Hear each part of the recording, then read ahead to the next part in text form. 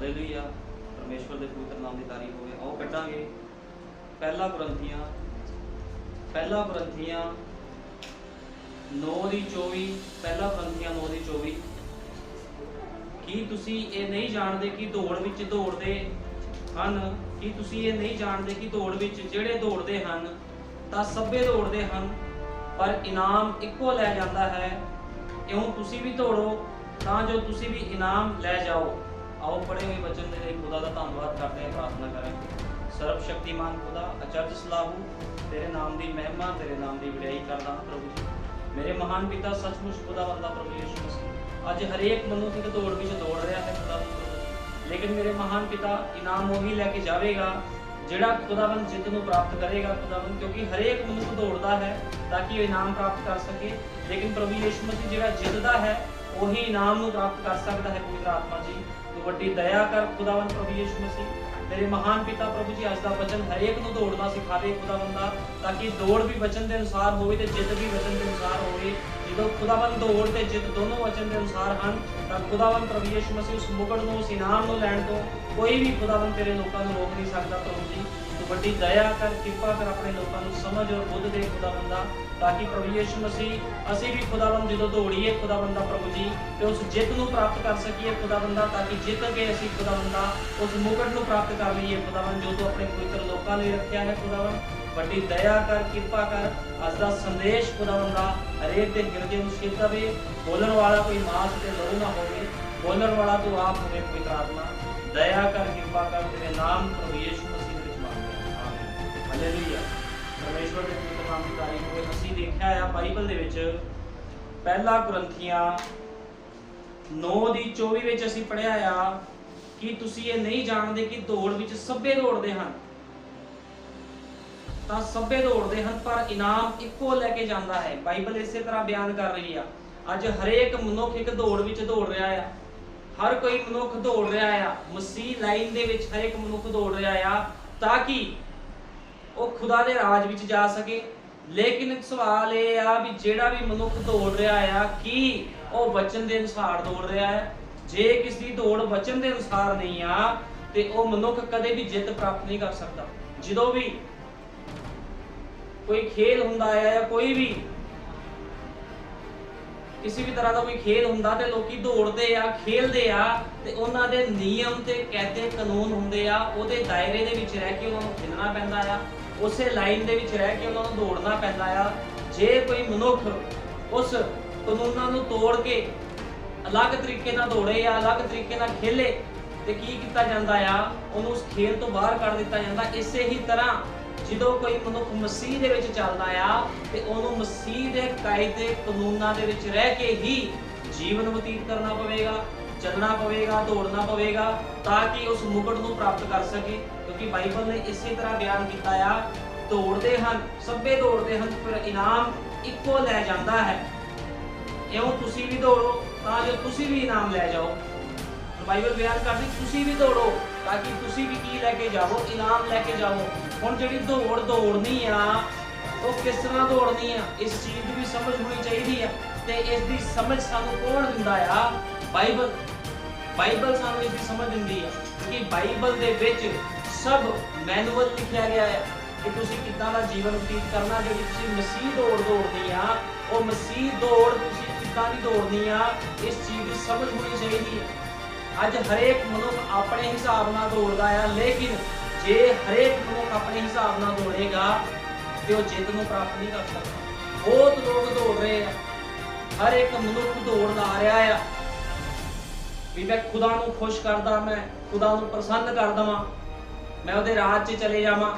ਲੇਕਿਨ ਜੇ ਤੁਸੀਂ ਉਹਦੇ ਰਾਜ 'ਚ ਜਾਣਾ ਤੁਹਾਨੂੰ ਦੌੜਨਾ ਵੀ ਉਹਦੇ ਅਨੁਸਾਰ ਹੀ ਪਵੇਗਾ। ਜੇ ਤੁਸੀਂ ਆਪਣੇ ਅਨੁਸਾਰ ਦੌੜਦੇ ਹੋ ਤੇ ਕੋਈ ਲਾਭ ਨਹੀਂ। ਹਰ ਇੱਕ ਚੀਜ਼ ਦਾ ਰੂਲ ਰੈਗੂਲੇਸ਼ਨ ਹੁੰਦਾ ਹੈ, ਹਰ ਇੱਕ ਖੇਲ ਦਾ ਰੂਲ ਰੈਗੂਲੇਸ਼ਨ ਹੁੰਦਾ ਹੈ, ਠੀਕ ਹੈ ਨਾ। ਇਸੇ ਤਰ੍ਹਾਂ ਮਸੀਹ ਲਾਈਨ ਦੇ ਵਿੱਚ ਵੀ ਕੁਝ ਰੂਲ ਰੈਗੂਲੇਸ਼ਨ ਆ, ਕੁਝ ਵਿਧੀਆਂ ਨੇ, ਕੁਝ ਕਾਨੂੰਨ ਆ ਜਿਹਦੇ ਅਨੁਸਾਰ ਇੱਕ ਮਸੀਹ ਭੈਣ ਭਾਈ ਦੌੜ ਸਕਦਾ ਹੈ ਤੇ ਇਨਾਮ ਨੂੰ ਪ੍ਰਾਪਤ ਕਰ ਸਕਦਾ ਜਿੱਤ ਕੇ। ਇਸ ਤਰ੍ਹਾਂ ਦੀ ਬਿਨਾਂ ਜਿੱਤੇ ਇਨਾਮ ਪ੍ਰਾਪਤ ਨਹੀਂ ਕਰ ਸਕਦਾ, ਠੀਕ ਹੈ ਨਾ। ਇਸੇ ਤਰ੍ਹਾਂ ਚਾਹੀਦਾ ਆ ਵੀ ਦੌੜ ਕਿਸ ਤਰ੍ਹਾਂ ਦੌੜੀ ਜਾਵੇ। ਅੱਜ ਇੱਕ ਮਨੁੱਖ ਜਦੋਂ ਕੋਈ ਵੀ ਭੈਣ ਭਾਈ ਕਿਸੇ ਕੱਪੜੇ ਦੀ ਦੁਕਾਨ ਤੇ ਜਾਂਦਾ ਹੈ, ਉਹ ਕੱਪੜਾ ਖਰੀਦਦਾ ਹੈ, ਉਹ ਮੈਚਿੰਗ ਕਰਦਾ ਆ ਵੀ ਪੈਂਟ ਕਿੱਦਾਂ ਦੀ ਲੈਣੀ, ਸ਼ਰਟ ਕਿੱਦਾਂ ਦੀ ਲੈਣੀ ਆ, ਉਹਨਾਂ ਟਾਈ ਕਿੱਦਾਂ ਦੀ ਲੈਣੀ ਆ, ਰੁਮਾਲ ਕਿੱਦਾਂ ਦਾ ਲੈਣਾ ਆ, ਹਰ ਇੱਕ ਬੂਟ ਕਿੱਦਾਂ ਦੇ ਪਾਣੇ, ਉਹ ਮੈਚਿੰਗ ਕਰਕੇ ਪਾਉਂਦਾ ਆ। ਇਸੇ ਤਰ੍ਹਾਂ ਜੇ ਕੋਈ ਭੈਣ ਦੁਕਾਨ ਤੇ ਜਾਵੇਗੀ, ਉਹਨੇ ਸੂਟ ਦੇ ਨਾਲ ਚੁੰਨੀ ਮੈਚ ਕਰਨੀ ਆ, ਹਰੇਕ ਚੀਜ਼ ਉਹਨੇ ਮੈਚ ਕਰਕੇ ਲੈਣੀ ਆ ਤਾਂ ਕਿ ਆਊਟ ਨਾ ਲੱਗੇ। ਲੇਕਿਨ ਇਸੇ ਤਰ੍ਹਾਂ ਖੁਦਾ ਚਾਹੁੰਦਾ ਆ, ਜੇ ਤੁਸੀਂ ਆਪਣੇ ਆਪ ਨੂੰ ਮਸੀਹ ਕਹਿੰਦੇ ਹੋ, ਤੁਸੀਂ ਆਪਣੇ ਆਪ ਨੂੰ ਕਹਿੰਦੇ ਹੋ ਵੀ ਮੈਂ ਖੁਦਾ ਦਾ ਬੇਟਾ, ਖੁਦਾ ਦੀ ਬੇਟੀ ਆ, ਤੇ ਖੁਦਾਵੰਦ ਵੀ ਤੁਹਾਡਾ ਜੀਵਨ ਬਾਈਬਲ ਦੇ ਨਾਲ ਮੈਚ ਕਰਕੇ ਵੇਖੇਗਾ ਵੀ ਤੁਸੀਂ ਪਰਫੈਕਟ ਹੋ ਜਾਂ ਨਹੀਂ ਹੋ। ਜੇ ਤੁਸੀਂ ਬਾਈਬਲ ਦੇ ਅਨੁਸਾਰ ਮੈਚਿੰਗ ਦੇ ਵਿੱਚ ਨਹੀਂ ਆਉਂਦੇ, ਬਾਈਬਲ ਦੇ ਅਨੁਸਾਰ ਤੁਹਾਡਾ ਜੀਵਨ ਨਹੀਂ ਆ, ਤੁਸੀਂ ਕਹਿੰਦੇ ਹੋ ਮੈਂ ਬਾਈਬਲ ਦੇ ਅਨੁਸਾਰ ਚੱਲਦਾ ਆ, ਚੱਲਦੀ ਆ, ਜੇ ਬਾਈਬਲ ਦੇ ਅਨੁਸਾਰ ਤੁਹਾਡਾ ਜੀਵਨ ਨਹੀਂ ਆ ਤੇ ਖੁਦਾਵੰਦ ਕੀ ਕਰੇਗਾ? ਤੁਹਾਨੂੰ ਰਿਜੈਕਟ ਕਰ ਦੇਵੇਗਾ, ਉਹ ਤੁਹਾਨੂੰ ਰਿਜੈਕਟ ਕਰ ਦੇਵੇਗਾ। ਇਸੇ ਤਰ੍ਹਾਂ ਸਰੀਰ ਦੇ ਵਿੱਚ ਜਦੋਂ ਕੋਈ ਮਨੁੱਖ ਚੱਲਦਾ ਆ ਤੇ ਉਹ ਬੜੇ ਹੀ ਸਿਸਟਮ ਦੇ ਨਾਲ ਚੱਲਦਾ ਆ, ਟਾਈਮ ਦੇ ਨਾਲ ਉਹਨੇ ਕੰਮ ਤੇ ਜਾਣਾ, ਟਾਈਮ ਨਾਲ ਖਾਣਾ ਪੀਣਾ ਆ, ਹਰੇਕ ਉਹਦਾ ਟਾਈਮ ਟੇਬਲ ਬਣਿਆ ਹੁੰਦਾ। ਇਸੇ ਤਰ੍ਹਾਂ ਖੁਦਾ ਦੇ ਵਿੱਚ ਚੱਲਣ ਦਾ ਵੀ ਟਾਈਮ ਟੇਬਲ ਹੁੰਦਾ ਆ, ਕਿਸ ਸਮੇਂ ਪ੍ਰਾਰਥਨਾ ਕਰਨੀ ਆ, ਕਿਸ ਸਮੇਂ ਚਰਚ ਜਾਣਾ ਆ, ਕਿਸ ਸਮੇਂ ਤੁਸੀਂ ਸਰੀਰਕ ਕੰਮ ਕਰਨੇ ਆ। ਖੁਦਾ ਨੇ ਸਭ ਬਾਈਬਲ ਦੇ ਵਿੱਚ ਤੁਹਾਨੂੰ ਸਮਝਾ ਦਿੱਤਾ ਆ, ਕਿਉਂਕਿ ਇਹ ਬਾਈਬਲ ਕੀ ਆ? ਬਾਈਬਲ ਉਹ ਮੈਨੂਅਲ ਆ ਜੋ ਤੁਹਾਨੂੰ ਜੀਵਨ ਜੀਣਾ ਸਿਖਾਉਂਦੀ ਹੈ। ਇਹ ਬਾਈਬਲ ਉਹ ਆ। ਤੇ ਅੱਜ ਮਨੁੱਖਾਂ ਨੂੰ, ਭੈਣ ਭਾਈਆਂ ਨੂੰ ਚਾਹੀਦਾ ਆ, ਜੇ ਉਹ ਦੌੜ ਰਹੇ ਨੇ ਤੇ ਉਹਨਾਂ ਦੀ ਦੌੜ ਬੇਕਾਰ ਨਾ ਚਲੀ ਜਾਵੇ। ਇਹ ਮਸੀਹ ਦੌੜ ਦੇ ਵਿੱਚ ਜੇ ਚੱਲਣਾ ਆ, ਜੇ ਮਸੀਹ ਲਾਈਨ ਦੇ ਵਿੱਚ ਚੱਲਣਾ, ਤੁਹਾਡਾ ਜੀਵਨ ਪਰਫੈਕਟ ਹੋਣਾ ਚਾਹੀਦਾ ਆ ਬਾਈਬਲ ਦੇ ਅਕੋਰਡਿੰਗ। ਜੇ ਬਾਈਬਲ ਦੇ ਅਕੋਰਡਿੰਗ ਤੁਹਾਡਾ ਜੀਵਨ ਨਹੀਂ ਆ ਤੇ ਤੁਸੀਂ ਖੁਦਾ ਵੱਲੋਂ ਇੱਕ ਦਿਨ ਰਿਜੈਕਟ ਕਰ ਦਿੱਤੇ ਜਾਵੋਗੇ, ਕਿਉਂਕਿ ਬਹੁਤ ਲੋਕ ਦੌੜਦੇ ਨੇ। ਹੁਣ ਤੁਸੀਂ ਦੇਖੋ, ਜਦੋਂ ਟਰੋਫੀ ਲੱਗੀ ਹੁੰਦੀ ਆ ਜਾਂ ਜਿਹੜਾ ਵੀ ਕੱਪ ਲੱਗਿਆ ਹੁੰਦਾ ਆ, ਉਹ ਕੱਪ ਕੀ ਹੁੰਦਾ ਆ? ਉਹਨਾਂ ਨੇ ਸਜਾ ਕੇ ਲਾਇਆ ਹੁੰਦਾ ਆ ਫਰੰਟ ਤੇ ਕੀ ਹੁੰਦਾ ਆ? ਉਹ ਜਿਹੜਾ ਕੱਪ ਘੁੰਮ ਰਿਹਾ ਹੁੰਦਾ ਆ ਮੈਦਾਨ ਦੇ ਵਿੱਚੋਂ, ਕੱਪ ਉਹਨਾਂ ਨੇ ਰੱਖਿਆ ਹੁੰਦਾ ਵੀ ਜਿਹੜਾ ਜਿੱਤੂਗਾ ਉਹਨੂੰ ਦਿੱਤਾ ਜਾਵੇਗਾ। ਤੇ ਕੀ ਹੁੰਦਾ ਆ? ਉਹ ਕੱਪ ਨੂੰ ਹਰੇਕ ਮਨੁੱਖ ਨਹੀਂ ਪ੍ਰਾਪਤ ਕਰ ਸਕਦਾ। ਉਹ ਕੱਪ ਸਿਰਫ ਇੱਕੋ ਹੀ ਮਨੁੱਖ ਵਾਸਤੇ ਹੁੰਦਾ, ਜਿਹੜਾ ਮਨੁੱਖ ਜਾਂ ਜਿਹੜੀ ਟੀਮ ਉਸ ਨੂੰ ਜਿੱਤੇ, ਉਸ ਖੇਲ ਨੂੰ ਜਿੱਤੇ, ਤੇ ਉਹੀ ਉਸ ਕੱਪ ਨੂੰ, ਉਸ ਟਰੋਫੀ ਨੂੰ ਲੈ ਸਕਦੀ ਆ, ਉਹੀ ਟੀਮ ਲੈ ਸਕਦੀ। ਇਸੇ ਤਰ੍ਹਾਂ ਮਸੀਹ ਦੇ ਵਿੱਚ ਉਹੀ ਭੈਣ ਭਾਈ ਅਨੰਤ ਜੀਵਨ ਨੂੰ ਪ੍ਰਾਪਤ ਕਰ ਸਕਦਾ ਆ ਜਿਹੜਾ ਬਾਈਬਲ ਦੇ ਅਨੁਸਾਰ ਜੀਵਨ ਪ੍ਰਾਪਤ ਕਰੇ। ਅਸੀਂ ਕੱਢਾਂਗੇ ਪ੍ਰਕਾਸ਼ ਦੀ ਪੋਥੀ 2:7। ਪ੍ਰਕਾਸ਼ ਦੀ ਪੋਥੀ 2:7। ਪ੍ਰਕਾਸ਼ ਦੀ ਪੋਥੀ 2:7 ਵਿੱਚ ਲਿਖਿਆ ਹੈ, ਜਿਹਦੇ ਕੰਨ ਹਨ ਸੋ ਸੁਣੇ। ਭਾਈ ਆਤਮਾ ਕਲੀਸਿਆ ਨੂੰ ਕੀ ਆਖਦਾ ਹੈ? ਜਿਹੜਾ ਜਿੱਤਣ ਵਾਲਾ ਹੈ ਉਸ ਨੂੰ ਮੈਂ ਜੀਵਨ ਦੇ ਬਿਰਛ ਵਿੱਚੋਂ ਜੋ ਪਰਮੇਸ਼ਵਰ ਦੇ ਫਿਰਦੌਸ ਵਿੱਚ ਹੈ ਖਾਣ ਲਈ ਦਿਆਂਗਾ। ਬਾਈਬਲ 'ਚ ਸਾਫ਼ ਲਿਖਿਆ ਆ, ਜਿਹੜਾ ਜਿੱਤਣ ਵਾਲਾ ਹੈ ਉਸ ਨੂੰ ਮੈਂ ਜੀਵਨ ਦੇ ਬਿਰਛ ਵਿੱਚੋਂ, ਜੀਵਨ ਦਾ ਬਿਰਛ ਕੌਣ ਆ? ਪ੍ਰਭੂ ਯੀਸ਼ੂ ਮਸੀਹ ਕਹਿੰਦਾ ਜੀਵਨ ਦੇ ਬਿਰਛ ਵਿੱਚੋਂ, ਪਰਮੇਸ਼ਵਰ ਦੇ ਫਿਰਦੌਸ ਵਿੱਚ ਖਾਣ ਲਈ ਦਿਆਂਗਾ। ਹੁਣ ਤੁਸੀਂ ਦੇਖੋ, ਜਿਹੜਾ ਜਿੱਤਦਾ ਆ ਇਨਾਮ ਉਹਨੂੰ ਹੀ ਪ੍ਰਾਪਤ ਹੁੰਦਾ, ਅਨੰਤ ਜੀਵਨ ਉਸੇ ਨੂੰ ਹੀ ਪ੍ਰਾਪਤ ਹੁੰਦਾ। ਅਸੀਂ ਇਹ ਵੀ ਪੜਾਂਗੇ 2:17। ਜਿਹਦੇ ਕੰਨ ਹਨ ਸੋ ਸੁਣੇ। ਭਈ ਆਤਮਾ ਕਲੀਸਿਆ ਨੂੰ ਕੀ ਆਖਦਾ ਹੈ? ਜਿਹੜਾ ਜਿੱਤਣ ਵਾਲਾ ਹੈ ਉਸ ਨੂੰ ਮੈਂ ਗੁਪਤ ਮਨ ਵਿੱਚੋਂ ਦਿਆਂਗਾ ਅਤੇ ਮੈਂ ਉਸ ਨੂੰ ਇੱਕ ਚਿੱਟਾ ਪੱਥਰ ਦਿਆਂਗਾ ਅਤੇ ਉਹ ਉਸ ਪੱਥਰ ਉੱਤੇ ਇੱਕ ਨਵਾਂ ਨਾਮ ਲਿਖਿਆ ਹੋਇਆ ਹੈ ਜਿਸ ਨੂੰ ਉਸਦੇ ਲੈਣ ਵਾਲੇ ਤੋਂ ਛੁੱਟ ਕੋਈ ਹੋਰ ਨਹੀਂ ਜਾਣਦਾ। ਹੁਣ ਸਵਾਲ ਆ, ਜਿੱਤਣ ਵਾਲੇ ਦੀ ਜੀਵਨ ਵੀ ਉਹਨੂੰ ਹੀ ਮਿਲਣਾ, ਉਹ ਚਿੱਟਾ ਪੱਥਰ ਵੀ ਉਹਨੂੰ ਮਿਲਣਾ, ਚਿੱਟਾ ਵਸਤਰ ਵੀ ਉਹਨੂੰ ਮਿਲਣਾ, ਅਨੰਤ ਜੀਵਨ ਵੀ ਉਹਨੂੰ ਹੀ ਮਿਲਣਾ ਜਿਹੜਾ ਜਿੱਤੇਗਾ। ਹੁਣ ਦੌੜ ਤਾਂ ਹਰੇਕ ਰਿਹਾ ਹੈ, ਕਰੋੜਾਂ ਅਰਬਾਂ ਲੋਕ ਮਸੀਹ ਦੇ ਵਿੱਚ ਦੌੜ ਰਹੇ ਆ। ਕਾਹਦੇ ਵਾਸਤੇ? ਮੁਕਟ ਲੈਣ ਵਾਸਤੇ, ਜੀਵਨ ਲੈਣ ਵਾਸਤੇ। ਲੇਕਿਨ ਕੀ ਉਹਨਾਂ ਦੀ ਦੌੜ ਬਾਈਬਲ ਦੇ ਅਨੁਸਾਰ ਹੈ? ਜੇ ਤੁਸੀਂ ਬਾਈਬਲ ਦੇ ਅਨੁਸਾਰ ਨਹੀਂ ਦੌੜਦੇ, ਮੰਨ ਲਓ ਤੁਸੀਂ ਘਰ ਦੇ ਵਿੱਚ ਕੋਈ ਚੀਜ਼ ਲੈ ਕੇ ਆਉਂਦੇ ਆ, ਏਸੀ ਲੈ ਕੇ ਆਉਂਦੇ, ਕੂਲਰ ਲੈ ਕੇ ਆਉਂਦੇ ਆ, ਉਹਦੇ ਨਾਲ ਇੱਕ ਕਾਪੀ ਦਿੱਤੀ ਗਈ ਹੁੰਦੀ ਆ ਜਿਹਦੇ ਵਿੱਚ ਪੂਰਾ ਮੈਨੂਅਲ ਦਿੱਤਾ ਗਿਆ ਹੁੰਦਾ ਆ ਵੀ ਤੁਸੀਂ ਕਿਸ ਤਰ੍ਹਾਂ ਇਹਨੂੰ ਇਸਤੇਮਾਲ ਕਰਨਾ ਆ। ਜੇ ਤੁਸੀਂ ਇਹਦਾ ਗਲਤ ਇਸਤੇਮਾਲ ਕਰੋਗੇ ਤੇ ਚੀਜ਼ ਖਰਾਬ ਹੋ ਜਾਵੇਗੀ। ਇਸੇ ਤਰ੍ਹਾਂ ਹੀ ਜਿਹੜਾ ਮਸੀਹ ਲਾਈਨ ਦੇ ਵਿੱਚ ਜੀਵਨ ਆ, ਇਹ ਜਿਹੜੀ ਬਾਈਬਲ ਆ, ਇਹ ਉਹੀ ਪੁਸਤਕ ਆ ਜਿਹਦੇ ਅਨੁਸਾਰ ਤੁਸੀਂ ਆਪਣੇ ਆਪ ਨੂੰ ਸੇਫ ਰੱਖ ਸਕਦੇ ਹੋ। ਇਹਦੇ ਵਿੱਚ ਸਭ ਰੂਲ ਰੈਗੂਲੇਸ਼ਨ ਲਿਖੇ ਆ। ਤੁਸੀਂ ਕਿਸ ਵੇਲੇ ਉੱਠਣਾ ਆ, ਕਿਸ ਵੇਲੇ ਪ੍ਰਾਰਥਨਾ ਕਰਨੀ ਆ, ਸਰੀਰਕ ਕੰਮਾਂ ਵਿੱਚ ਤੁਸੀਂ ਕੀ ਕਰਨਾ ਤੇ ਆਤਮਿਕ ਕੰਮਾਂ ਦੇ ਵਿੱਚ ਤੁਸੀਂ ਕੀ ਕਰਨਾ, ਸਾਰਾ ਕੁਝ ਦਿੱਤਾ ਗਿਆ ਆ ਕਿ ਜਿਹੜੇ ਤੁਸੀਂ ਸਰੀਰਕ ਕੰਮ ਕਰਦੇ ਹੋ ਉਹਦਾ ਕੀ ਸਮਾਂ ਆ ਤੇ ਆਤਮਿਕ ਕੰਮਾਂ ਦਾ ਕੀ ਸਮਾਂ ਆ। ਇਹ ਸਭ ਕੁਝ ਬਾਈਬਲ 'ਚ ਦਿੱਤਾ ਗਿਆ ਹੈ। ਤੇ ਜੇ ਤੁਸੀਂ ਬਾਈਬਲ ਦੇ ਰੂਲ ਤੋਂ ਬਾਹਰ ਜਾਂਦੇ ਹੋ ਤੇ ਕੀ ਹੁੰਦਾ, ਤੁਹਾਡੇ ਜੀਵਨ ਦੇ ਵਿੱਚ ਗੜਬੜੀ ਆਉਂਦੀ ਹੈ।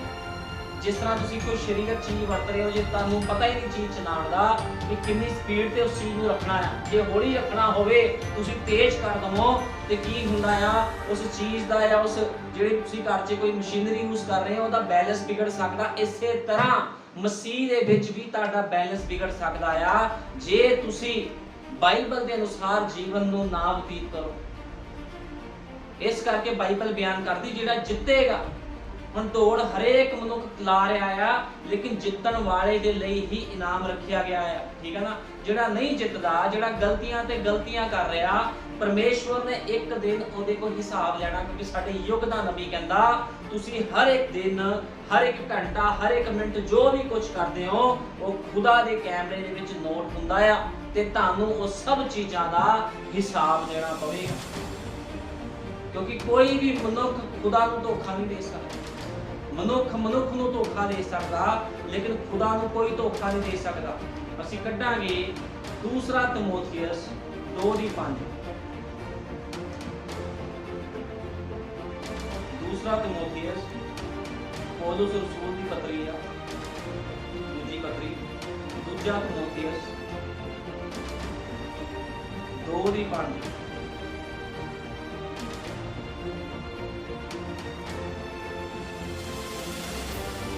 ਫਿਰ ਜੇ ਕੋਈ ਅਖਾੜੇ ਵਿੱਚ ਖੇਡੇ ਤਾਂ ਜਦੋਂ ਤੱਕ ਉਹ ਕਾਇਦੇ ਮੁਜਬ ਨਾ ਖੇਡੇ ਉਸ ਨੂੰ ਮੁਕਟ ਨਹੀਂ ਮਿਲਦਾ।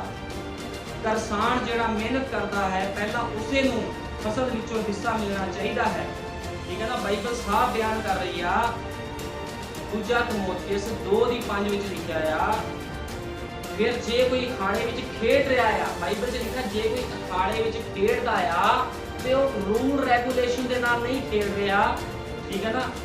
ਕਾਇਦੇ ਮੁਜਬ ਨਾ ਖੇਡੇ ਤਾਂ ਉਸ ਨੂੰ ਮੁਕਟ ਨਹੀਂ ਮਿਲਦਾ। ਕਾਇਦਾ ਹੁੰਦਾ, ਜੇ ਕੋਈ ਅਖਾੜੇ 'ਚ ਖੇਡਦਾ ਕਾਇਦਾ ਹੁੰਦਾ ਹੈ। ਮਸੀਹ ਲਾਈਨ ਵੀ ਇੱਕ ਅਖਾੜੇ ਦੀ ਤਰ੍ਹਾਂ ਆ। ਜੇ ਤੁਸੀਂ ਖੇਡ ਰਹੇ ਹੋ, ਸ਼ੈਤਾਨ ਨੂੰ ਹਰਾਉਣਾ ਚਾਹੁੰਦੇ ਹੋ, ਤੁਹਾਨੂੰ ਕਾਇਦੇ ਦੇ ਨਾਲ ਖੇਡਣਾ ਪਵੇਗਾ। ਬਾਈਬਲ ਦੇ ਵਿੱਚ ਅਸੀਂ ਦੇਖਦੇ ਆ ਬੜੇ ਲੋਕ ਜਿਹੜੇ ਖੁਦਾ ਨੂੰ ਮੰਨਣ ਵਾਲੇ ਸੀ, ਜਦੋਂ ਉਹ ਕਾਇਦੇ ਦੇ ਵਿੱਚ ਨਹੀਂ ਚੱਲੇ ਤੇ ਉਹ ਕੀ ਹੋਇਆ, ਡਿੱਗ ਪਏ। ਲੇਕਿਨ ਡਿੱਗਿਆ ਹੋਇਆ ਮਨੁੱਖ ਹਾਰਿਆ ਹੋਇਆ ਨਹੀਂ ਹੁੰਦਾ। ਬਾਈਬਲ 'ਚ ਬੜੇ ਲੋਕ ਡਿੱਗੇ ਲੇਕਿਨ ਸਾਰੇ ਹਾਰੇ ਨਹੀਂ। ਡਿੱਗਣ ਦਾ ਮਤਲਬ ਇਹ ਨਹੀਂ ਹੁੰਦਾ ਕਿ ਤੁਸੀਂ ਹਾਰ ਗਏ ਹੋ। ਕਈ ਵਾਰ ਸ਼ੈਤਾਨ ਤੁਹਾਨੂੰ ਸਿੱਟਣ ਦੀ ਕੋਸ਼ਿਸ਼ ਕਰਦਾ ਆ ਲੇਕਿਨ ਇਹਦਾ ਮਤਲਬ ਇਹ ਨਹੀਂ ਹੈ ਕਿ ਤੁਸੀਂ ਹਾਰ ਗਏ ਹੋ। ਜੇ ਤੁਸੀਂ ਫਿਰ ਯਹੋਵਾ ਦੇ ਨਾਮ 'ਚ ਖੜੇ ਹੋ ਕੇ ਕਹਿੰਦੇ ਹੋ ਵੀ ਖੁਦਾ ਮੈਨੂੰ ਬਲ ਦੇ, ਮੈਂ ਲੜਾਂਗਾ, ਤੇ ਖੁਦਾਵੰਦ ਫਿਰ ਤੁਹਾਨੂੰ ਖੜਾ ਕਰਦਾ ਆ। ਜੇ ਤੁਸੀਂ ਲੜਦੇ ਹੋ, ਕਾਇਦੇ ਮੁਜਬ ਲੜਦੇ ਹੋ ਤੇ ਤੁਸੀਂ ਜਿੱਤ ਨੂੰ ਪ੍ਰਾਪਤ ਕਰਦੇ ਹੋ, ਦੁਸ਼ਮਣ ਨੂੰ ਹਰਾ ਦਿੰਦੇ ਹੋ ਤੇ ਤੁਹਾਨੂੰ ਮੁਕਟ ਮਿਲਣਾ ਹੀ ਮਿਲਣਾ ਆ। ਕੋਈ ਵੀ ਉਸ ਮੁਕਟ ਨੂੰ ਤੁਹਾਡੇ ਤੋਂ ਲੈ ਨਹੀਂ ਸਕਦਾ, ਉਸ ਅਨੰਤ ਜੀਵਨ ਨੂੰ ਤੁਹਾਡੇ ਤੋਂ ਲੈ ਨਹੀਂ ਸਕਦਾ, ਠੀਕ ਹੈ ਨਾ। ਇਸ ਕਰਕੇ ਜਦੋਂ ਵੀ ਖੇਡਣਾ ਆ ਤੇ ਕਾਇਦੇ ਦੇ ਮੁਜਬ ਖੇਡਣਾ ਆ, ਕਾਇਦੇ ਦੇ ਅਨੁਸਾਰ ਖੇਡਣਾ ਆ। ਹੁਣ ਇਹ ਬਾਈਬਲ ਸਿਖਾਉਂਦੀ ਆ ਵੀ ਉਹ ਕਾਇਦੇ ਨਿਯਮ ਕਿਸ ਤਰ੍ਹਾਂ ਆ, ਠੀਕ ਹੈ ਨਾ। ਇਹ ਬਾਈਬਲ ਸਾਨੂੰ ਸਿਖਾਉਂਦੀ ਹੈ ਸ਼ੈਤਾਨ ਦੇ ਨਾਲ ਜਦੋਂ ਲੜਨਾ ਆ ਤੇ ਕਿਸ ਤਰ੍ਹਾਂ ਲੜਨਾ ਹੈ। ਸ਼ੈਤਾਨ ਦੇ ਨਾਲ ਤੁਸੀਂ ਫੋਕੀਆਂ ਗੱਲਾਂ ਦੇ ਨਾਲ ਨਹੀਂ ਲੜ ਸਕਦੇ। ਤੁਹਾਨੂੰ ਪ੍ਰਾਰਥਨਾ ਵਿੱਚ ਰਹਿਣਾ ਪਵੇਗਾ, ਤੁਹਾਨੂੰ ਫਾਸਟਿੰਗ ਵਿੱਚ ਰਹਿਣਾ ਪਵੇਗਾ, ਵਚਨ ਦੇ ਅਨੁਸਾਰ ਤੁਹਾਡਾ ਜੀਵਨ ਹੋਵੇਗਾ। ਜਿੱਦਾਂ ਸੰਤ ਪੌਲੁਸ ਨੇ ਕਿਹਾ, ਮੈਂ ਆਪਣੇ ਸਰੀਰ ਨੂੰ ਰੋਜ਼ ਮਾਰਦਾ ਹਾਂ। ਸੰਤ ਪੌਲੁਸ ਨੂੰ ਖੁਦਾ ਨੇ ਦਰਸ਼ਨ ਦਿੱਤਾ ਸੀ ਲੇਕਿਨ ਫਿਰ ਵੀ ਉਹਨੇ ਕਿਹਾ ਵੀ ਮੈਂ ਆਪਣੇ ਸਰੀਰ ਨੂੰ ਰੋਜ਼ ਮਾਰਦਾ ਹਾਂ। ਕਿਉਂ? ਕਿਉਂਕਿ ਉਹ ਜਾਣਦਾ ਸੀਗਾ, ਉਹ ਬਾਈਬਲ ਦੇ ਵਿੱਚੋਂ ਪੜ੍ਹਦਾ ਸੀ ਵੀ ਸ਼ੈਤਾਨ ਨੂੰ ਹਰਾਉਣਾ ਕਿੱਦਾਂ ਹੈ। ਉਹਨੂੰ ਪਤਾ ਸੀਗਾ ਜੇ ਤੁਸੀਂ ਬਾਈਬਲ ਨਹੀਂ ਪੜੋਗੇ, ਵਚਨ ਦੇ ਅਨੁਸਾਰ ਤੁਹਾਡਾ ਜੀਵਨ ਨਹੀਂ ਹੋਵੇਗਾ, ਤੁਹਾਨੂੰ ਕਦੇ ਨਹੀਂ ਪਤਾ ਲੱਗੇਗਾ ਕਿ ਸ਼ੈਤਾਨ ਕਿਸ ਤਰ੍ਹਾਂ ਹਾਰਦਾ ਹੈ। ਕਿਉਂਕਿ ਸਾਡੀ ਲੜਾਈ ਮਾਂਸ ਅਤੇ ਲਹੂ ਦੇ ਨਾਲ ਨਹੀਂ, ਸਾਡੀ ਲੜਾਈ ਕਿਹਦੇ ਨਾਲ ਆ? ਅੰਧਕੋੜ ਦੇ ਦੁਸ਼ਟ ਆਦਮੀਆਂ ਦੇ ਨਾਲ ਲੜਾਈ ਹੈ। ਤੇ ਅੰਧਕੋੜ ਦੇ ਦੁਸ਼ਟ ਆਦਮੀਆਂ ਦੇ ਨਾਲ ਜੇ ਲੜਨਾ ਆ ਤੇ ਫਿਰ ਤੁਹਾਨੂੰ ਪੂਰੀ ਤਰ੍ਹਾਂ ਟ੍ਰੇਨਿੰਗ ਚਾਹੀਦੀ ਹੈ ਜਿੱਤ ਪ੍ਰਾਪਤ ਕਰਨ ਵਾਸਤੇ। ਕਿਉਂਕਿ ਸ਼ੈਤਾਨ ਕਿਤੇ ਵੀ ਆ ਕੇ ਕਿਸੇ ਮਨੁੱਖ ਨੂੰ ਸਿੱਟ ਸਕਦਾ। ਤੁਸੀਂ ਅੱਜ ਦੇਖੋ ਲੋਕੀ ਦਾਅਵੇ ਕਰਦੇ ਆ, ਭੈਣ ਭਾਈ ਕਈ ਦਾਅਵੇ ਕਰਦੇ ਅਸੀਂ ਬੜੇ ਆਤਮਿਕ ਆ, ਲੇਕਿਨ ਤੁਸੀਂ ਦੇਖੋ ਅਗਲੇ ਹੀ ਭਲਕ ਕੀ ਹੁੰਦਾ, ਸ਼ੈਤਾਨ ਨੇ ਉਹਨਾਂ ਦੀ ਪੁੱਠੀ ਬਾਜੀ ਮਰਾਈ ਹੁੰਦੀ ਆ, ਉਹ ਡਿਗੇ ਹੁੰਦੇ ਕਿਤੇ ਨਾ ਕਿਤੇ, ਟੁੱਟ ਗਏ ਹੁੰਦੇ ਆ, ਹਾਰ ਗਏ ਹੁੰਦੇ ਆ। ਉਹ ਕਹਿੰਦੇ ਅਸੀਂ ਨਹੀਂ ਚੱਲ ਸਕਦੇ। ਕਿਉਂ? ਕਿਉਂਕਿ ਉਹਨਾਂ ਨੇ ਜਿੱਤਣ ਵਾਲੀ ਜਿਹੜੀ ਪੁਸਤਕ ਨੇ ਸਿਖਾਣਾ ਆ ਕਿ ਜਿੱਤ ਕਿੱਦਾਂ ਪ੍ਰਾਪਤ ਕਰਨੀ ਆ, ਉਸ ਪੁਸਤਕ ਨੂੰ ਕਦੇ ਨਹੀਂ ਪੜ੍ਹਦੇ। ਉਸ ਪੁਸਤਕ ਦਾ ਨਾਮ ਕੀ ਆ? ਪਵਿੱਤਰ ਬਾਈਬਲ। ਤੇ ਪਵਿੱਤਰ ਬਾਈਬਲ ਹੀ ਸਾਨੂੰ ਦੱਸਦੀ ਆ ਸੰਸਾਰ ਦੇ ਪਾਣੀ ਦੇ ਵਿੱਚ ਤੁਸੀਂ ਕਿੱਦਾਂ ਬਚਣਾ। ਇਹ ਬਾਈਬਲ ਨੇ ਦੱਸਣਾ ਹੈ। ਜੇ ਤੁਸੀਂ ਉਸ ਮੈਨੂਅਲ ਨੂੰ ਨਹੀਂ ਪੜ੍ਹਦੇ ਤੇ ਕਦੇ ਵੀ ਤੁਸੀਂ ਜਿੱਤ ਨੂੰ ਪ੍ਰਾਪਤ ਨਹੀਂ ਕਰ ਸਕਦੇ। ਤੇ ਸ਼ੈਤਾਨ ਕਦੇ ਵੀ ਆ ਕੇ ਤੁਹਾਨੂੰ ਸਿੱਟ ਸਕਦਾ ਆ, ਲੇਕਿਨ ਸ਼ੈਤਾਨ ਕਿਹਨਾਂ ਨੂੰ ਨਹੀਂ ਸਿੱਟਦਾ? ਜਿਹੜੇ ਪੂਰੀ ਤਰ੍ਹਾਂ ਵਚਨ ਦੇ ਵਿੱਚ ਚੱਲਦੇ, ਸ਼ੈਤਾਨ ਉਹਨਾਂ ਨੂੰ ਸਿੱਟ ਨਹੀਂ ਸਕਦਾ, ਕਿਉਂਕਿ ਉਹਨਾਂ ਨੇ ਪੂਰੇ ਕਾਇਦੇ ਕਾਨੂੰਨ ਪੜ੍ਹੇ ਹੁੰਦੇ ਵੀ ਕਿਸ ਤਰ੍ਹਾਂ ਸ਼ੈਤਾਨ ਤੋਂ ਬਚਣਾ ਹੈ। ਜਦੋਂ ਯੀਸ਼ੂ ਮਸੀਹ ਦੇ ਅੱਗੇ ਸ਼ੈਤਾਨ ਖੜੇ ਆ ਕੇ ਉਹਨੂੰ ਕਹਿੰਦਾ ਵੀ ਮੈਂ ਤੈਨੂੰ ਪੂਰਾ ਸੰਸਾਰ ਦੇ ਦਊਂਗਾ, ਤੂੰ ਇਹਨਾਂ ਪੱਥਰਾਂ ਨੂੰ ਕਹਿ ਰੋਟੀ ਬਣ ਜਾਵੇ। ਤੇ ਪ੍ਰਭੂ ਯੀਸ਼ੂ ਮਸੀਹ ਵਚਨ ਸੀਗਾ, ਉਹਨੇ ਵਚਨ ਦੇ ਅਨੁਸਾਰ ਹੀ ਸ਼ੈਤਾਨ ਨੂੰ ਹਰਾਇਆ, ਕਿਉਂਕਿ ਸ਼ੈਤਾਨ ਵੀ ਵਚਨ ਹੀ ਬੋਲ ਰਿਹਾ ਸੀ ਆ ਕੇ ਵੀ ਤੂੰ ਪਰਮੇਸ਼ਵਰ ਦਾ ਪੁੱਤਰ ਆ, ਤੂੰ ਇਹਨਾਂ ਪੱਥਰਾਂ ਨੂੰ ਕਹਿ ਰੋਟੀ ਬਣ ਜਾਵੇ, ਤੂੰ ਉੱਪਰੋਂ ਛਾਲ ਮਾਰ ਦੇ ਉਹ ਤੈਨੂੰ ਬਚਾ ਲੈਣਗੇ, ਤੇਰੇ ਪੈਰ ਨੂੰ ਸੱਟ ਨਹੀਂ ਲੱਗੇਗੀ। ਲੇਕਿਨ ਯੀਸ਼ੂ ਮਸੀਹ ਨੇ ਕਿਹਾ, ਹੇ ਸ਼ੈਤਾਨ ਮੇਰੇ ਤੋਂ ਪਿੱਛੇ ਹਟ, ਕਿਉਂਕਿ ਜਦੋਂ ਵਚਨ ਅੰਦਰ ਹੋਵੇ ਤੇ ਸ਼ੈਤਾਨ ਦੀ ਕੋਈ ਸ਼ਕਤੀ ਤੁਹਾਡੇ ਅੱਗੇ ਖੜ ਨਹੀਂ ਸਕਦੀ। ਯੀਸ਼ੂ ਮਸੀਹ ਵਚਨ ਸੀ, ਜਦੋਂ ਉਹਦੇ ਅੰਦਰੋਂ ਵਚਨ ਨਿਕਲਿਆ, ਵਚਨ ਦੇ ਅੰਦਰੋਂ ਦੇਹਧਾਰੀ ਵਚਨ ਦੇ ਅੰਦਰੋਂ ਜਦੋਂ ਵਚਨ ਨਿਕਲਿਆ ਤੇ ਸ਼ੈਤਾਨ ਉਸ ਥਾਂ ਦੇ ਵਿੱਚ ਉਹਨੂੰ ਛੱਡ ਕੇ ਚਲਾ ਗਿਆ। ਤੇ ਬਾਈਬਲ ਬਿਆਨ ਕਰਦੀ ਆ ਸਵਰਗ ਦੂਤ ਆ ਕੇ ਉਹਦੀ ਸੇਵਾ ਟਹਿਲ ਕਰਨ ਵਾਸਤੇ। ਲੇਕਿਨ ਵਚਨ ਅੰਦਰ ਹੋਣਾ ਬਹੁਤ ਜ਼ਰੂਰੀ ਆ, ਠੀਕ ਹੈ ਨਾ। ਬਾਈਬਲ ਪੜੋਗੇ ਜਾਂ ਉਹਦੇ ਅਨੁਸਾਰ ਜੀਵਨ ਬਤੀਤ ਕਰੋਗੇ ਤਾਂ ਹੀ ਖੁਦਾ ਤੁਹਾਡੇ ਜੀਵਨਾਂ ਦੇ ਵਿੱਚ ਕੰਮ ਕਰੇਗਾ। ਹੁਣ ਅਸੀਂ ਵੇਖਦੇ ਹਾਂ ਇਬਰਾਹਿਮ ਵਾਰ ਅਸੀਂ ਵੇਖਦੇ ਹਾਂ, ਇਬਰਾਹਿਮ ਨੂੰ ਖੁਦਾ ਨੇ ਕਿਹਾ ਸੀ ਮੈਂ ਤੈਨੂੰ ਪੁੱਤਰ ਦਵਾਂਗਾ। ਲੇਕਿਨ ਜਦੋਂ 25 ਸਾਲ ਬਾਅਦ ਵਾਅਦੇ ਦੀ ਸੰਤਾਨ ਇਸਹਾਕ ਨੂੰ ਦਿੱਤਾ ਗਿਆ ਤੇ ਕੀ ਹੋਇਆ? ਖੁਦਾਵੰਦ ਨੇ ਉਹਦੀ ਪਰਖ ਕੀਤੀ, ਲੇਕਿਨ ਕੀ ਹੋਇਆ ਕਿ ਇਬਰਾਹਿਮ ਪਰਖ ਦੇ ਵਿੱਚੋਂ ਫੇਲ ਹੋਇਆ ਨਹੀਂ। ਇਬਰਾਹਿਮ ਨੇ ਕਿਹਾ ਮੈਂ ਇਸ ਦੀ ਬਲੀ ਦਵਾਂਗਾ, ਤੇ ਉਹ 3 ਦਿਨ ਦਾ ਸਫ਼ਰ ਕਰਕੇ ਆਪਣੇ ਨੌਕਰਾਂ ਦੇ ਨਾਲ ਇਸਹਾਕ ਦੀ ਬਲੀ ਦੇਣ ਜਾ ਰਿਹਾ ਆ। ਤੇ ਇਸਹਾਕ ਕੀ ਕਹਿੰਦਾ ਆਪਣੇ ਪਿਤਾ ਨੂੰ, ਇਬਰਾਹਿਮ ਨੂੰ ਕਹਿੰਦਾ, ਪਿਤਾ ਜੀ ਲੱਕੜਾਂ ਹਨ, ਸਭ ਕੁਝ ਹੈ, ਲੇਕਿਨ ਬਲੀ ਕਿੱਥੇ ਹੈ? ਉਹ ਕਹਿੰਦਾ ਉਹ ਬਲੀ ਦਾ ਆਪੇ ਹੀ ਮੁਹੱਈਆ ਕਰਾਊਗਾ, ਕਿਉਂਕਿ ਇਸਹਾਕ ਨੂੰ ਪਤਾ ਹੀ ਨਹੀਂ ਸੀਗਾ ਵੀ ਮੇਰਾ ਪਿਤਾ ਮੇਰੀ ਬਲੀ ਦੇਣ ਜਾ ਰਿਹਾ। ਲੇਕਿਨ ਤੁਸੀਂ ਦੇਖੋ ਖੁਦਾ ਨੇ ਆਪਣੇ ਬੰਦੇ ਨੂੰ ਪਰਖਣ ਦੇ ਲਈ ਇਸ ਤਰ੍ਹਾਂ ਕੀਤਾ, ਕਿਉਂਕਿ ਜਿਹੜਾ ਇਬਰਾਹਿਮ ਸੀ ਉਹ ਪੂਰੀ ਤਰ੍ਹਾਂ ਖੁਦਾ ਦੇ ਉੱਪਰ ਨਿਰਭਰ ਸੀਗਾ। ਜਦੋਂ ਤੁਸੀਂ ਵੀ ਪੂਰੀ ਤਰ੍ਹਾਂ ਖੁਦਾ ਦੇ ਉੱਪਰ ਨਿਰਭਰ ਹੋਵੋਗੇ, ਚਾਹੇ ਤੁਹਾਨੂੰ ਕਿਸੇ ਪਰਖ 'ਚ ਨਿਕਲਣਾ ਪਵੇ ਤਾਂ ਵੀ ਖੁਦਾਵੰਦ ਤੁਹਾਡੇ ਨਾਲ ਰਹੇਗਾ। ਕੋਈ ਵੀ ਵੈਰੀ ਦੀ ਸ਼ਕਤੀ ਤੁਹਾਡੇ ਜੀਵਨ ਦੇ ਵਿੱਚ ਫਿਰ ਕੀ ਆ ਕੰਮ ਨਹੀਂ ਕਰ ਸਕੇਗੀ। ਲੇਕਿਨ ਤੁਹਾਨੂੰ ਖੇਡਣਾ ਅਖਾੜੇ ਦੇ ਵਿੱਚ ਕਾਦੇ ਤਰ੍ਹਾਂ ਪਵੇਗਾ? ਪੂਰੇ ਰੂਲ ਰੈਗੂਲੇਸ਼ਨ ਦੇ ਨਾਲ ਤੁਹਾਨੂੰ ਖੇਡਣਾ ਪਵੇਗਾ। ਜੇ ਤੁਸੀਂ ਪੂਰੇ ਰੂਲ ਰੈਗੂਲੇਸ਼ਨ ਦੇ ਨਾਲ ਨਹੀਂ ਖੇਡਦੇ ਤੇ ਸ਼ੈਤਾਨ ਤੁਹਾਨੂੰ ਸਿੱਟ ਸਕਦਾ ਹੈ, ਕਿਤੇ ਵੀ ਤੁਹਾਨੂੰ ਸਿੱਟ ਸਕਦਾ ਹੈ, ਠੀਕ ਹੈ ਨਾ। ਹੁਣ ਅਸੀਂ ਬਾਈਬਲ ਚ ਪੜ੍ਹਦੇ ਹਾਂ ਅਲੀਸ਼ਾ ਬਾਰੇ ਅਸੀਂ ਪੜ੍ਹਦੇ ਹਾਂ। ਅਲੀਸ਼ਾ ਅਸੀਂ ਕੱਢਾਂਗੇ ਦੂਜਾ ਰਾਜਾ 5 ਦੇ ਆਏ, ਦੂਜਾ ਰਾਜਾ 5 ਦੇ ਆਏ।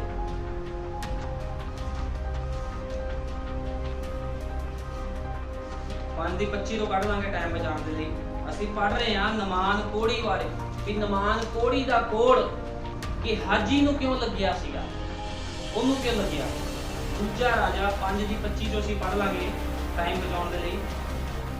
ਜਦੋਂ ਅੰਦਰ ਆ ਕੇ ਆਪਣੇ ਸਵਾਮੀ ਦੇ ਅੱਗੇ ਖਲੋਤਾ ਤਾਂ ਅਲੀਸ਼ਾ ਨੇ ਉਸ ਨੂੰ ਆਖਿਆ ਕਿ ਹਾਜੀ ਤੂੰ ਕਿੱਥੋਂ ਆ ਰਿਹਾ ਹੈ? ਉਹ ਬੋਲਿਆ ਤੇਰਾ ਬਾਲਕਾ ਇੱਧਰ ਉੱਧਰ ਕਿਤੇ ਨਹੀਂ ਗਿਆ।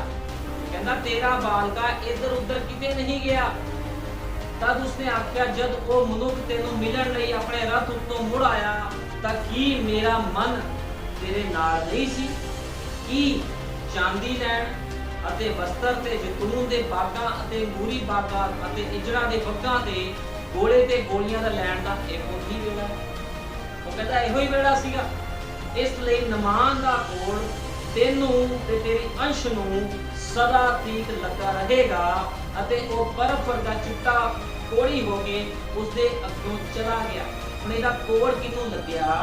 ਬਾਈਬਲ ਬਿਆਨ ਕਰਦੀ ਆ ਉਹਦੀ ਅੰਸ਼ ਨੂੰ ਸਦਾ ਤੀਕ ਲੱਗਿਆ ਹੈ, ਠੀਕ ਹੈ ਨਾ। ਉਹਦੇ ਗੁਨਾਹ ਪਾਪਾਂ ਦੇ ਕਰਕੇ ਉਹਦੇ ਬੱਚਿਆਂ ਦੇ ਉੱਪਰ ਵੀ ਸ਼ਰਾਪ ਆ ਗਿਆ। ਹਾਲਾਂਕਿ ਇਹਦੇ ਬੱਚਿਆਂ ਨੇ ਵੀ ਪਾਪ ਨਹੀਂ ਕੀਤਾ, ਠੀਕ ਹੈ। ਲੇਕਿਨ ਉਹਦੇ ਬੱਚਿਆਂ ਦੇ ਉੱਪਰ, ਕਿਉਂਕਿ ਇਹਨੇ ਕੀ ਕੀਤਾ ਸੀਗਾ, ਨਮਾਨ ਜਿਹੜਾ ਇੱਕ ਕੋੜੀ ਸੀਗਾ, ਜਦੋਂ ਉਹ ਨਬੀ ਦੇ ਕੋਲ ਆਂਦਾ ਆ, ਅਲੀਸ਼ਾ ਦੇ ਕੋਲ ਆਂਦਾ ਆ, ਤੇ ਅਲੀਸ਼ਾ ਉਹਨੂੰ ਕਹਿੰਦਾ ਤੂੰ 7 ਚੁੰਬੀਆਂ ਮਾਰਨੀਆਂ ਆ। ਜਦੋਂ ਉਹਨੇ 7 ਚੁੰਬੀਆਂ ਮਾਰੀਆਂ, ਉਹ ਚੰਗਾ ਹੋ ਕੇ ਚਲਾ ਗਿਆ। ਤੇ ਉਹ ਆਂਦਾ ਆ ਨਬੀ ਦੇ ਕੋਲ, ਨਬੀ ਨੂੰ ਆ ਕੇ ਕਹਿੰਦਾ ਅਲੀਸ਼ਾ ਨੂੰ, ਮੈਂ ਤੈਨੂੰ ਕੁਝ ਭੇਟ ਦੇਣੀ ਆ।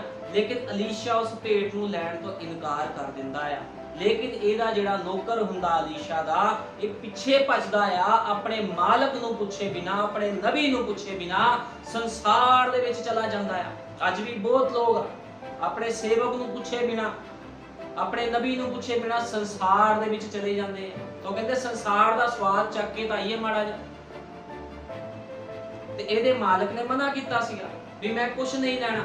ਤੇ ਕੀ ਹੁੰਦਾ ਜਦੋਂ ਨਮਾਨ ਕੋੜੀ ਉਹ ਸਾਰਾ ਧਨ ਦੌਲਤ ਆਪਣੇ ਘਰ ਦੇ ਵਿੱਚ ਲੁਕੋ ਕੇ ਆਂਦਾ, ਤੇ ਆਪਣੇ ਮਾਲਕ ਨੂੰ ਆ ਕੇ ਕਹਿੰਦਾ ਆ, ਆਪਣੇ ਨਬੀ ਨੂੰ ਆ ਕੇ ਕਹਿੰਦਾ ਆ, ਤੇਰਾ ਬਾਲਕਾ ਇੱਧਰ ਉੱਧਰ ਕਿਤੇ ਨਹੀਂ ਗਿਆ। ਲੇਕਿਨ ਨਬੀ ਕੀ ਕਹਿੰਦਾ, ਨਬੀ ਕਹਿੰਦਾ ਆ, ਕਹਿੰਦਾ ਕੀ ਮੇਰਾ ਮਨ ਤੇਰੇ ਨਾਲ ਨਹੀਂ ਸੀ ਜਦੋਂ ਨਮਾਨ ਕੋੜੀ ਰੱਥ ਤੋਂ ਉੱਤਰ ਕੇ ਤੈਨੂੰ ਚੀਜ਼ਾਂ ਦੇ ਰਿਹਾ ਸੀ। ਹੁਣ ਇੱਥੇ ਕੀ ਹੋਇਆ, ਗੇਹਾਜੀ ਜਿਹੜਾ ਨਬੀ ਦਾ ਚੇਲਾ ਸੀਗਾ, ਉਹ ਵੀ ਇੱਕ ਵਧੀਆ ਸਥਾਨ ਪ੍ਰਾਪਤ ਕਰ ਸਕਦਾ ਸੀਗਾ, ਜਿੱਦਾਂ ਏਲੀਆ ਦੀ ਜਗ੍ਹਾ ਤੇ ਅਲੀਸ਼ਾ ਆ ਗਿਆ ਸੀਗਾ, ਠੀਕ ਹੈ ਨਾ, ਉਹਦੇ ਦੋਹਰਾ ਮਸਾ ਲੈ ਕੇ। ਇਸੇ ਤਰ੍ਹਾਂ ਇਹ ਵੀ ਕੁਝ ਆਤਮਿਕ ਚੀਜ਼ਾਂ ਲੈ ਸਕਦਾ ਸੀਗਾ, ਆਤਮਿਕ ਵਰਦਾਨ ਲੈ ਸਕਦਾ ਸੀ। ਲੇਕਿਨ ਇਹਨੇ ਕੀ ਕੀਤਾ, ਆਪਣੇ ਨਬੀ ਦੀ ਅਣਆਗਿਆਕਾਰੀ ਕੀਤੀ ਤੇ ਸੰਸਾਰ ਦੇ ਪਾਣੀ ਵਿੱਚ ਚਲਾ ਗਿਆ। ਤੇ ਨਬੀ ਨੇ ਕੀ ਕਿਹਾ, ਨਬੀ ਨੇ ਕਿਹਾ ਨਮਾਨ ਦਾ ਕੋਲ ਤੈਨੂੰ ਤੇ ਤੇਰੀ ਅੰਸ਼ ਨੂੰ ਸਦਾ ਤੀਕ ਲੱਗਿਆ ਰਹੇ। ਹੁਣ ਖੇਡ ਤਾਂ ਵੀ ਰਿਹਾ ਸੀਗਾ ਮੈਦਾਨ ਦੇ ਵਿੱਚ, ਨਬੀ ਦਾ ਚੇਲਾ ਸੀਗਾ, ਇਹ ਮੈਦਾਨ 'ਚ ਖੇਡ ਰਿਹਾ ਸੀਗਾ, ਲੇਕਿਨ ਖੇਡਣਾ ਨਹੀਂ ਆਇਆ। ਖੇਲਦਾ ਖੇਲਦਾ ਕਿੱਥੇ ਚਲਾ ਗਿਆ, ਇੱਕ ਸ਼ੁੱਧ ਕੀਤੇ ਹੋਏ ਕੋੜੀ ਦੇ ਪਿੱਛੇ ਚਲਾ ਗਿਆ।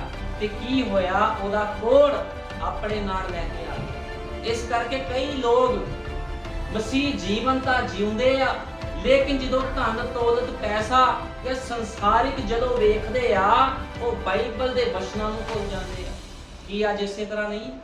ਅੱਜ ਬੜੇ ਲੋਕ ਨੇ ਜਿਹੜੇ ਮਸੀਹ ਹੋਣ ਦਾ ਦਾਵਾ ਕਰਦੇ ਆ, ਤੇ ਪੁੱਠੇ ਸਿੱਧੇ ਜੋ ਵੀ ਤਿਉਹਾਰ ਨੇ ਉਹ ਮਨਾਉਂਦੇ ਆ ਲੋਕਾਂ ਨੂੰ ਖੁਸ਼ ਕਰਨ ਵਾਸਤੇ, ਪੈਸੇ ਦੇ ਲਈ ਕਿ ਸਾਨੂੰ ਵੀ ਕੁਝ ਮਿਲ ਜਾਵੇਗਾ, ਠੀਕ ਹੈ ਨਾ।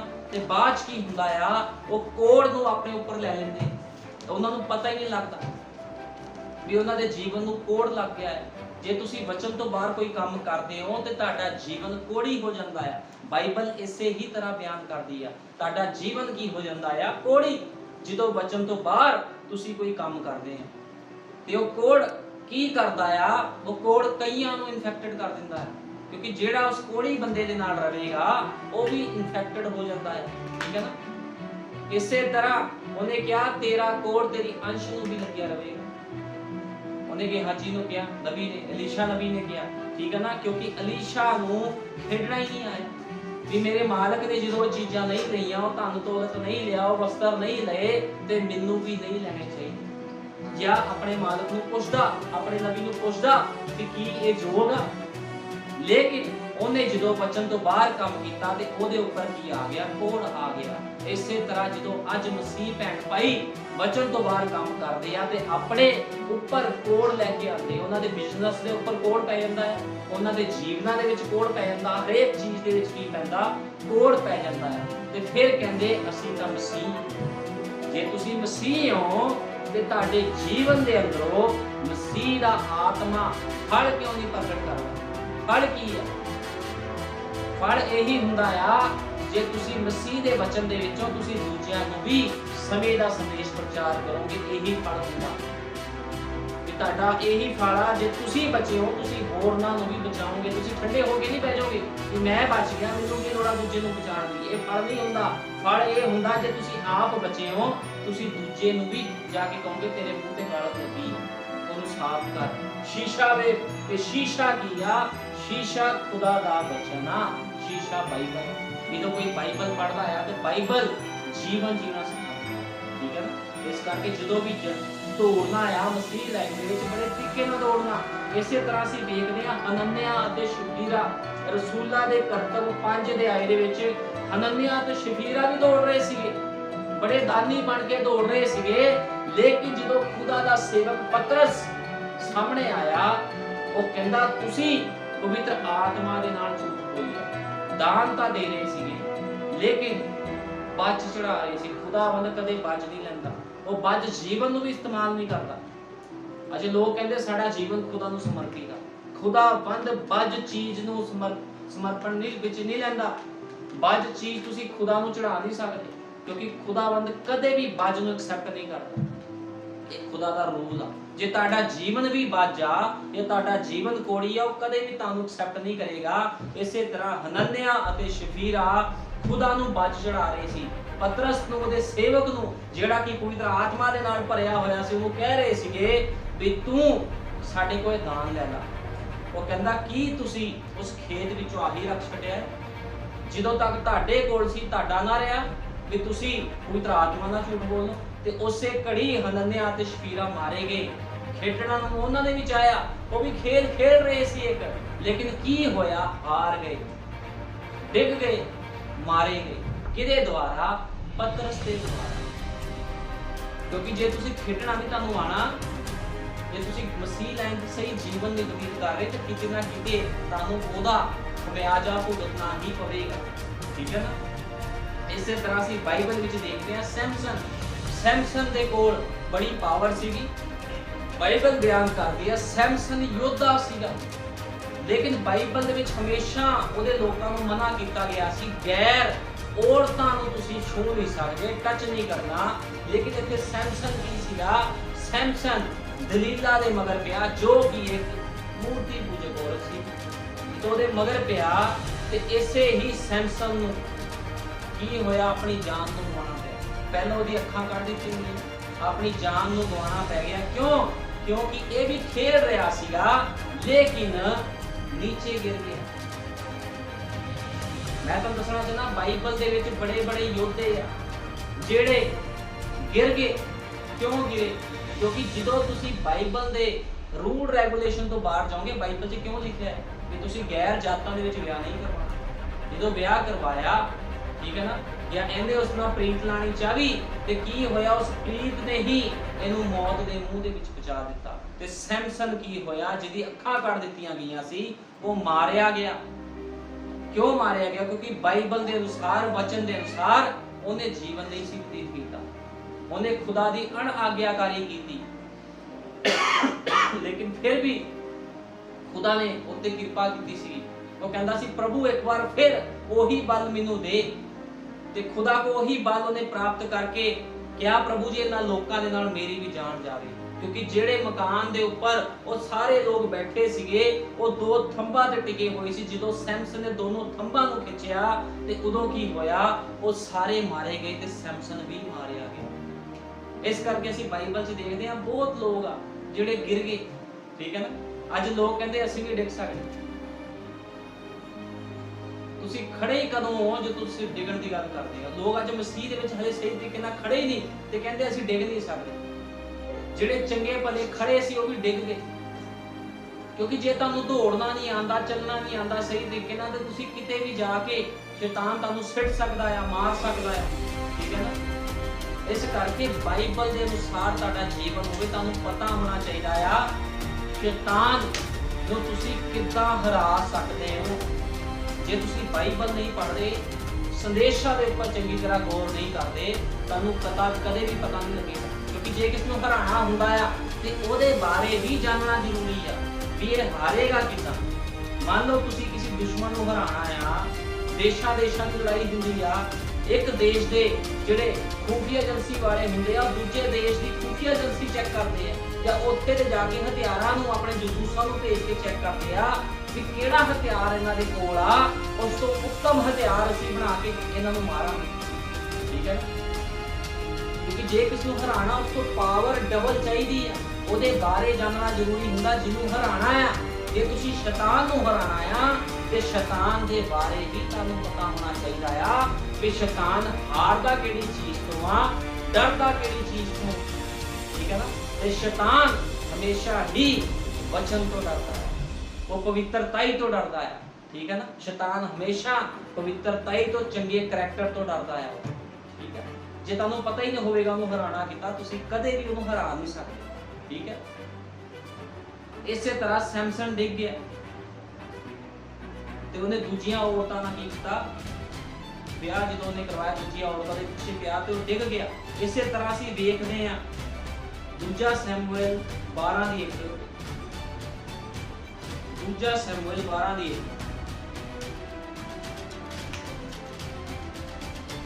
ਯਹੋਵਾ ਨੇ ਨਥਾਨ ਨੂੰ ਦਾਊਦ ਦੇ ਕੋਲ ਘੱਲਿਆ। ਉਸਨੇ ਉਸਦੇ ਕੋਲ ਆ ਕੇ ਉਸਨੂੰ ਆਖਿਆ, ਇੱਕ ਸ਼ਹਿਰ ਵਿੱਚ ਦੋ ਜਣੇ ਸਨ, ਇੱਕ ਤਾਂ ਧਨਵਾਨ ਅਤੇ ਦੂਜਾ ਕੰਗਾਲ।